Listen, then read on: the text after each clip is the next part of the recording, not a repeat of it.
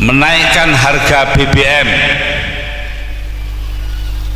Ini sebenarnya kalau penafsiran saya, menaikkan harga tanpa menaikkan pendapatan itu artinya melanggar konstitusi.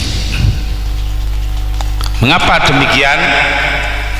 Karena konstitusi atau undang-undang dasar kita menyatakan negara harus memenuhi kebutuhan hidup orang banyak. Di dalam undang-undang dasar kita disebutkan memenuhi hajat hidup orang banyak. Nah, kalau naikkan harga tanpa menaikkan pendapatan artinya melanggar undang-undang dasar. Yang kelima, pemerintah mengadakan divestasi Indosat, menjual Indosat kepada pihak lain. Apalagi pihak lain itu adalah sebuah negara sak cilik, yaitu Singapura. Singapura hanya berpenduduk 3 juta orang, Indonesia 204 juta, kayak selilit Nah, dibuatlah sebuah perusahaan di sana namanya Singapore Technology and Telecommunication, STT. 50% sahamnya pemerintah Singapura, 50% Free Tax dari Israel. Jadi artinya Indosat ini menyangkut penjualan saham kepada orang luar, padahal Indosat ini mengoperasikan atau melaksanakan satelit Palapa. Di dalamnya ada kode-kode intelligence kita. Jadi dengan demikian dia juga membahayakan hajat hidup orang banyak di negeri ini, akan keselamatan bangsa.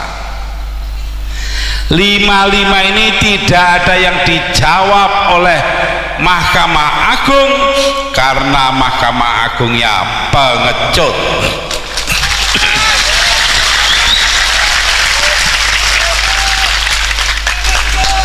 Saya tidak ngompori orang, saya hanya supaya Anda semua tahu akan hal ini, itu saja.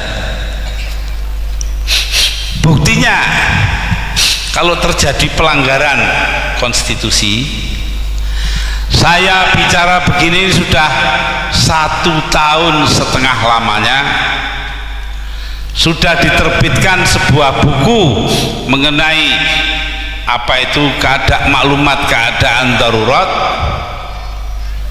Sudah berbulan-bulan yang lalu buku itu sudah habis, sekarang dicetak kedua. Tetap tidak ada yang berani membawa saya ke pengadilan. Oh iya, kalau betul kan dibawa ke pengadilan toh. Itu menunjukkan apa yang saya omongkan itu betul.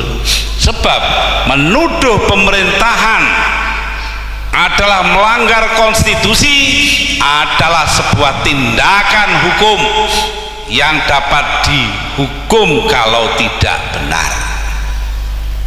Tak tunggu nih kapan itu? Ya, enggak pernah.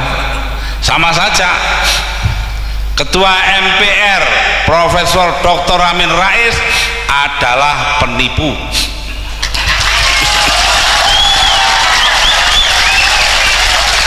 Ini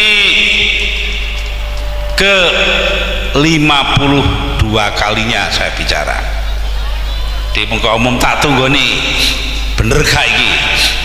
Yang menentukan benar tidaknya pengadilan. Saya tunggu, berani tidak membawa saya ke pengadilan? Sampai hari ini tidak berani. Mengapa saya berani mengatakan demikian? 2 bulan sebelum saya dipilih menjadi presiden, Amin Rais ditemani oleh Fuad Bawazir dan Al Hilal Hamdi naik helikopter ke pesantren Buntet Astana Japura di Cirebon. Di sana berkumpul 60 orang kiai besar-besar didatangkan oleh Amin Rais, dan dia meminta kepada para ulama itu melalui kata-kata kepada Kiai Abdullah Abbas, pengasuh pondok pesantren tersebut, Kiai, kira-kira lo ya, Mbok Gus Dur itu disuruh jadi calon presiden. Kiainya jawab, nanti dalam 2 bulan sampean lengserkan. Lalu dia katakan, wallahi tidak akan mungkin itu terjadi. Panjang lebar, ya memang enggak 2 bulan, 20 bulan kemudian. Nah, artinya apa? Dia melanggar sumpahnya sendiri, janjinya sendiri. Lah orang melanggar sumpah atau janji itu kan penipu toh. Itu. Di mana-mana saya bilang begitu enggak berani jawab. Ada orang lain juga begitu, Wakil Presiden Hamzah Has. Saya bilang ini ke-39 kalinya.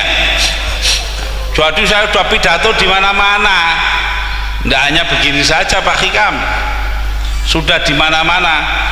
39 kali saya mengatakan bahwa Pak Hamzah Has berada di belakang teroris.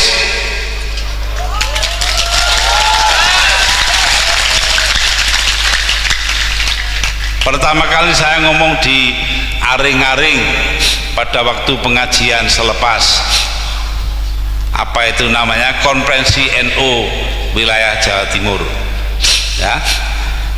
Di situ saya katakan saya sangat terkejut ketika Wakil Presiden Hamzah Has menyatakan prihatin terhadap peledakan bom di Bali.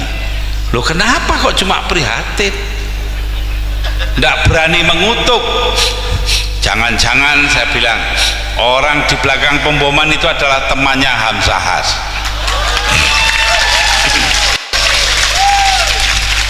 Sampai sekarang saya tunggu-tunggu, tidak berani membawa ke pengadilan.